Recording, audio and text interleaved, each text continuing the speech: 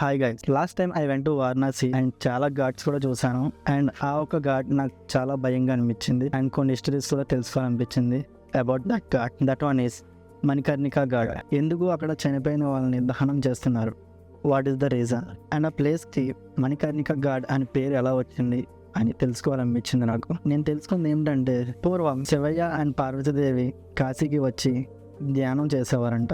అప్పుడు పార్వతీదేవి ప్రతిరోజు పూజ చేసుకోవడానికి ముందు పవిత్రమైన స్నానజలం కావాలని శివయ్యను కోరిందంట. అప్పుడు శివయ్య తన త్రిశూలంతో నేలను పొడిచి జలాన్ని సృష్టించాడు. ఆ జలం పేరే గంగా జలం. పార్వతీదేవి యొక్క చెడుమని ఆ ప్రదేశంలో పడినందున దీనికి మణికర్ణిక అని పేరు వచ్చింది. ఇక్కడ దహనం చేసిన వారికి మోక్షం కలుగుతుంది అని నమ్మకం. పురాణాల ప్రకారం దహనం సమయంలో శివయ్య తారక మంత్రం చెవిలో చెప్పి ఆత్మకు మోక్షం కలిగిస్తాడని ఇక్కడ అందరి నమ్మకం. మరికొన్ని ఇంట్రెస్టింగ్ టాపిక్స్ కోసం please subscribe you with Naveen.